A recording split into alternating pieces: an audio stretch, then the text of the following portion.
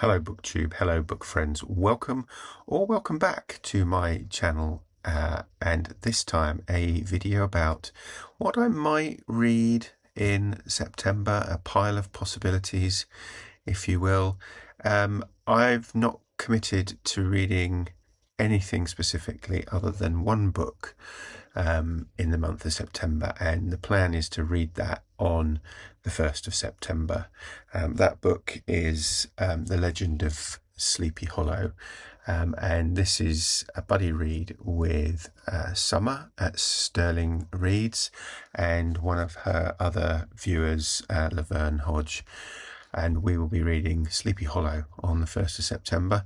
I have a copy somewhere which I can't find, so I've downloaded a Project Gutenberg copy for at least I have a copy if I can't find my hard copy. But yeah, that's the only thing I've committed specifically to reading. There is, however, a booktube event which is looking at the literature around cephalopods. The event is Octember. It's the brainchild of James at Quaint and Curious Volumes, and he has a number of co-hosts, and I'll link to their channels down below. But I was thinking I might possibly read a few books, or at least a couple of books I have in mind.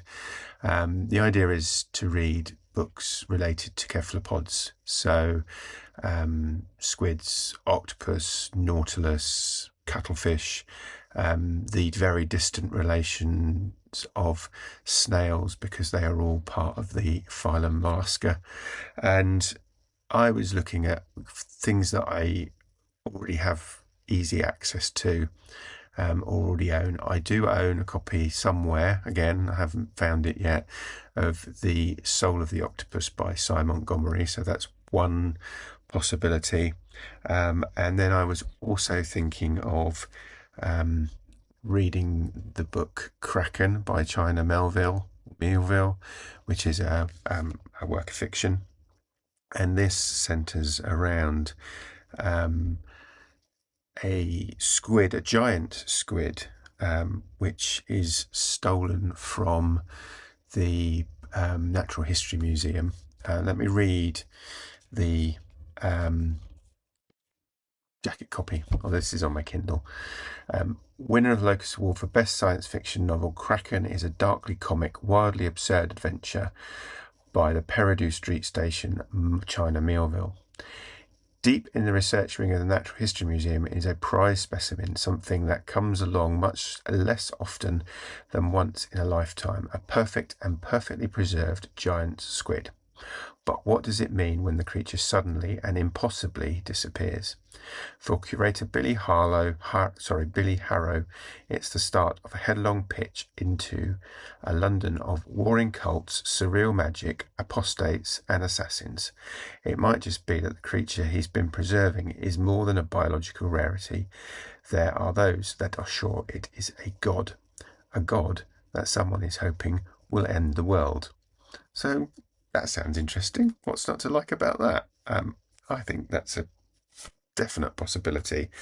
I've also got, I was looking through Audible, scrolling to find books that I could use my credits on before they changed the rules. And I found The Mountain in the Sea by Nayler. And again, let me read the summary of this for you. There are creatures in the water of Condeo. To the locals, they're monsters. To the corporate owners of the island, an opportunity. To the team of 3 sent to study them, a revelation. Their minds are unlike ours. Their bodies are malleable, transformable, shifting. They can communicate, and they want us to leave. When pioneering marine biologist Dr. Harnugen is offered the chance to travel to the remote Condao archipelago to investigate a highly intelligent, dangerous octopus species, she doesn't pause long enough to look at the fine print. Dyanima, a transnational tech corporation best known for its groundbreaking work in artificial intelligence, has purchased the islands, evacuated their population, and sealed the archipelago off from the world so that Neugen can focus on her research. But the stakes are high. The octopuses hold the key to unprecedented breakthroughs in extra-human intelligence, and there are vast fortunes to be made by whoever can take advantage of their advancements. And no one has yet asked the octopuses what they think and what they might do about it. And this won the Locus Award in 2023 for first novel. It was a Nebula Award finalist in 23, a Ray Bradbury Prize finalist in 23, and shortlisted for the 2024 Arthur C. Clarke Award. So it sounds like a good one. As I say, audiobook. So I'm pretty sure I will listen to that because I'm nearly finished my current audiobook, so that'll be up next. So that's kind of my picks for Octember. I'm quite looking forward to kind of participating indirectly in that event. Then I've also got a couple of other novels that I'm thinking of. Probably won't read both of these in September, or I might, depending on how things go. But the late Frederick Forsyth has a new book coming out, posthumously published, I think it's in September, which I have on pre-order, but it's a sequel to the Odessa file, and it's been so long since I've read the Odessa file that I want to reread this first before I read the sequel. So that's a possibility. And then another kind of thriller spy novel is A Spy Alone by Charles Beaumont. And this is, I think, the first in a series. I don't know a great deal about it, but it's been recommended to me. So that's a possibility as well. I also want to look at some non-fiction because I was looking through my the books that I've read this year. Normally I say I read about 50-50 fiction, non-fiction. This year my non-fiction at the moment is like below 20%. So I am seriously considering trying to up that a little bit over the next couple of months. And one of the books that I've been wanting to read for a little while is a book by a writer, a Ukrainian writer called whose name is Victoria Amelina. Now, Victoria Amelina was a Ukrainian writer who, as the war broke out in Ukraine in, what was it, 2022, started to get involved in the investigating of war crimes. And she was investigating various atrocities and things that had happened in the war, and ultimately was documenting them and putting information and evidence together potentially for future prosecutions. And she was also writing about what she was doing with a view to potentially publishing something at a later date. Tragically, she was in a cafe which was targeted by a Russian missile and lost her life. And she left behind most of kind of her notes and everything, and those have been pulled together. She'd almost kind of finished what she was writing but hadn't quite, and so a lot of that was kind of pulled together and again published posthumously as looking at women, looking at war, and this is something that I want to read.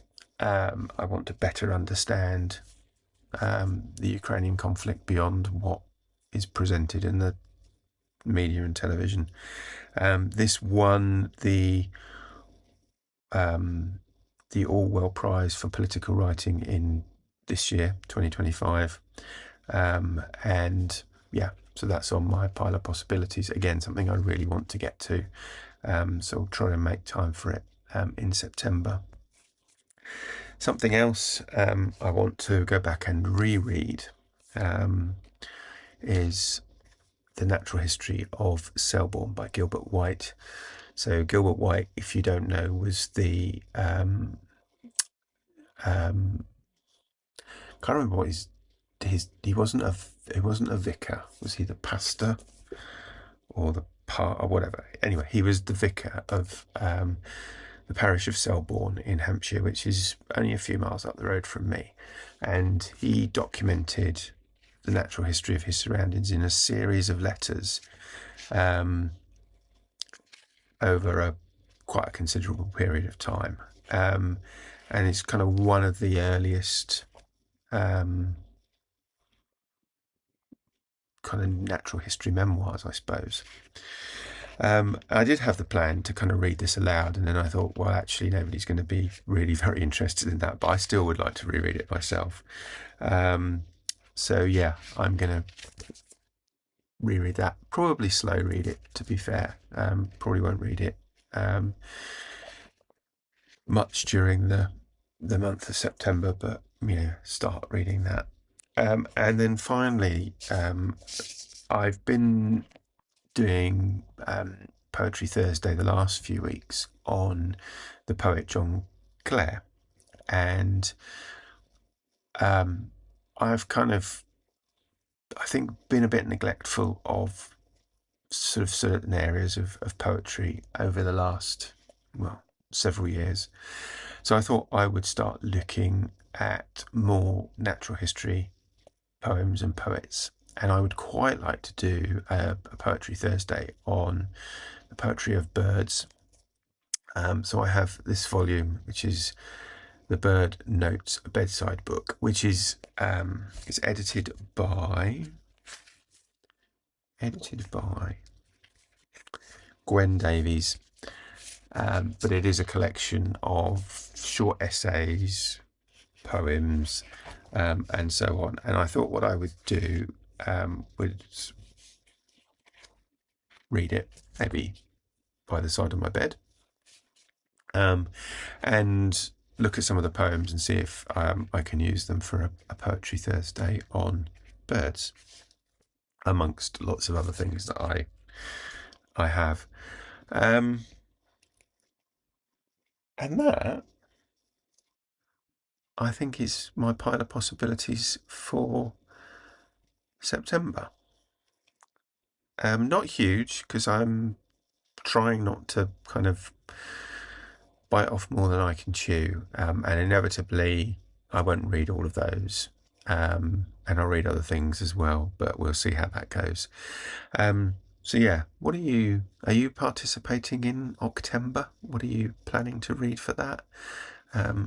Let me know in the comments below. And if you have been, thank you for watching, and I'll speak to you again soon. Take care. Bye bye.